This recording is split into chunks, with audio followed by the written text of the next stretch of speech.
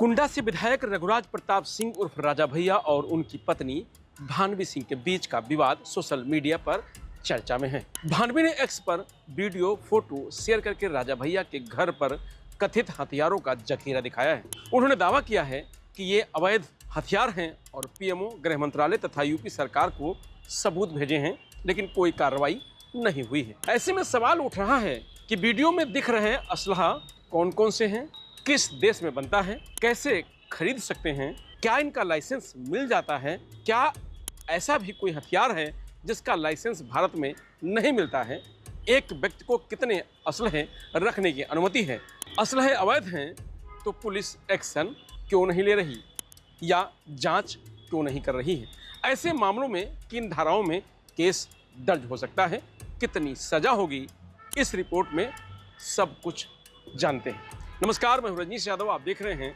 लोकमत हिंदी। ये ऑस्ट्रिया एक कंपनी है जो पिस्टल बनाने का काम करती है। लगभग बोर के पिस्टल ग्लॉक द्वारा बनाए जाते हैं। यूपी में अधिकतर पुलिसकर्मियों के पास 9 mm की ग्लॉक इस्तेमाल के लिए रहती है। 30 देशों की सेना इस्तेमाल कर रही है। ऑग आर्मी यूनिवर्सल राइफल है जो ऑस्ट्रियाई सेमी ऑटोमेटिक व फुल ऑटो असॉल्ट राइफल है। इसे 1970 के दशक में विकसित किया गया था। यह दुनिया की पहली व्यापक रूप से अपनाई गई बुलपुत राइफल है जो अपनी मॉड्यूलर डिजाइन, हल्के वजन और विश्वसनीयता के लिए प्रसिद्ध है। आम नागरिक ऐसे असलहों को नहीं रख सकते हैं। 1978 के बाद इस राइफल को 30 देशों की सेना इस्तेमाल कर चुकी है या फिर कर रही है। Zigana pistol semi automatic pistol होती है। हालांकि जिगाना अलग अलग बोर में पिस्टल बनती है। भारत में अधिकतर 9 mm कैलिबर की पिस्टल जिगाना की देखने को मिलती है जो आम नागरिकों के लिए प्रतिबंध है। पूर्व डीजीपी सुलखान सिंह की माने तो जिन लोगों के पास पुराने हथियार हैं उनकी खरीद फरोख्त हो सकती है। केवल स्पोर्ट्स के लिए हथियार विदेश से खरीदे जा सकते हैं। वह भी जिस खिलाड़ी के नाम से खरीदा गया है वह 10 साल से पहले उसे बेच नहीं सकता है। जो असलहे पुलिस या आर्मी इस्तेमाल करती है उन असलहों की खरीद फरोख्त आम नागरिक नहीं कर सकते। सुलखान सिंह बताते हैं कि अगर किसी के पास पुराने असलहे हैं तो वह किसी को भी बेच सकता है। केंद्रीय गृह मंत्रालय के नियम के मुताबिक एक व्यक्ति अधिकतम 2 ही असलहे रख सकता है। यह नियम 2018 में लागू हुआ था। इससे पहले 3 असलहे रखने का नियम था। असलहाधारी अपने असलहे बंदूक की दुकानों पर भी बेच सकता है। ऑटोमेटिक असलहा रखना प्रतिबंध। भावनी सिंह ने पीएमओ से लेकर यूपी सरकार तक जो शिकायत की है उसके मुताबिक राजा भैया के पास ऑटोमेटिक असलहा भी हैं। सुलखान सिंह कहते हैं कि ऑटोमेटिक असलहों और सेमी ऑटोमेटिक असलहों का लाइसेंस नहीं मिल सकता। ये आम नागरिकों के लिए नहीं है, ये केवल पुलिस, वार्ड फोर्स और सेना के इस्तेमाल के लिए होती है। सुलखान सिंह बताते हैं कि अवैध असलहा रखने पर 7 से 10 साल तक की सजा का प्रावधान भी है। इसके अलावा जुर्माना भी लगाया जा सकता है।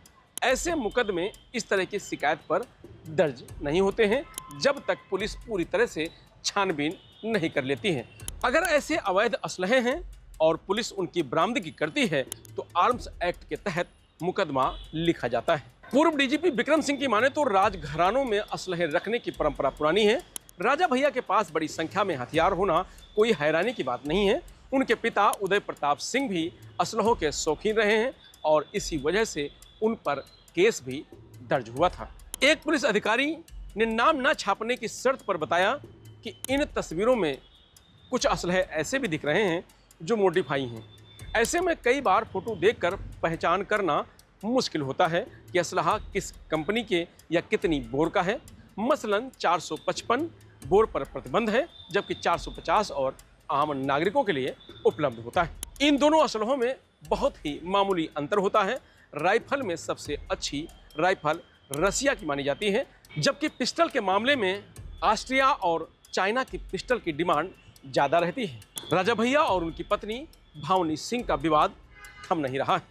भावनी ने बड़े बेटे शिवराज सिंह के पिछले पोस्ट का जवाब दिया है।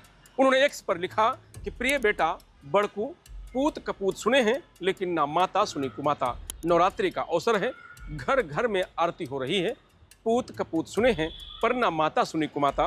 मुझे यह भरोसा नहीं हो रहा है कि वाकई में मेरा कोई बेटा कपूत भी हो सकता है। मुझे मजबूरी में यह वीडियो जारी करना पड़ रहा है जिसमें मुझे पीटने का सच तुम्हारे नाना और मेरे पिताजी बयान कर रहे हैं। मेरी वही बहन जिसके साथ तुम्हारे पिताजी और मेरे पति रघुराज प्रताप सिंह ने अवैध संबंध बनाए और उसका जीवन बर्बाद किया और मेरा भी जीवन बर्बाद किया। वही बहन मुझे जब पीट रही थी तो मैंने उसका प्रतिकार किया। खैर, सभी को पता चल जाएगा यह सच भी। अभी कई और वीडियो हैं जिसमें तुम्हारे पिताश्री के बारे में तुम्हारे बाबा, बड़े महाराज और दादी जी बहुत कुछ कह रही हैं। उन्होंने इनके कृत्यों से भी आजिज आकर यहाँ तक कहा है कि वे उनकी मृत्यु के बाद उनका अंतिम संस्कार भी नहीं करें। यह सब कुछ मैं पब्लिक डोमेन में एक एक के बाद जाकर डालूंगी। मुझे पता है बेटा तुम्हारी मजबूरी है, तुम्हें सारा सच पता है। तुम भी मेरे साथ सड़क पर जाने को मजबूर किए गए थे। रात में मुझे तुम सभी बच्चों के साथ घर से बाहर सोना पड़ा था। मुझे उम्मीद है कि तुम्हें सद्बुद्धि भी आएगी और सोचेंगे कि तुम्हारी माँ के साथ क्या किया गया है और माँ ने कितनी प्रताड़ना और व्यक्ति की अय्यासी और आपराधिक प्रवृत्ति की वजह से झेली है। किस मजबूरी में माँ ने मुंह खोला। फिर भी तुम बेटा अपने करियर के लिए और सुख सुविधाओं के लिए जो भी कर रहे हो उससे मुझे ऐतराज नहीं है। मैं चाहती हूँ कि दुनिया की सारी खुशी तुम्हें मिले, बस तुम्हें दुनिया मेरा नालायक बेटा ना कहे। सारे साक्ष्य एक के बाद एक मिलेंगे। फिलहाल वह सच जो तुमने किसी दवाओं में आधा बताया है, आधा छिपाया है और जितना बताया है वह झूठ है, एक बार देखो और फिर हो सके तो एक बार और लिखना। बेटा मैं मजबूर हूँ, जवाब तो देना ही पड़ेगा। और हाँ, अंत में फिर दोहरा रही हूँ कि मेरे चरित्र हनन से कुछ नहीं होगा। यह जांच एजेंसियों को बताना ही होगा कि इतने अवैध हथियार का जखीरा कहाँ से आया है और क्या कोई इसके पीछे आपराधिक गठजोड़ है, क्या कोई बड़ा अंतर्राष्ट्रीय या अंतर्राज्यीय गिरोह से इसका संबंध है। मार पिटाई के मैनिपुलेटेड वीडियो तुम्हारे पापा की मदद नहीं कर पाएंगे क्योंकि उनका अपराध बहुत बड़ा है और लोगों की सुरक्षा के लिए उनका कृत्य बहुत खतरनाक भी है। तो कुंडा के राजा रघुराज प्रताप सिंह के परिवार में गृह युद्ध जारी है। इसका अंत कहाँ होगा ये तो समय बताएगा। फिलहाल इस खबर में इतना ही। आप देखते रहिए लोकमत हिंदी।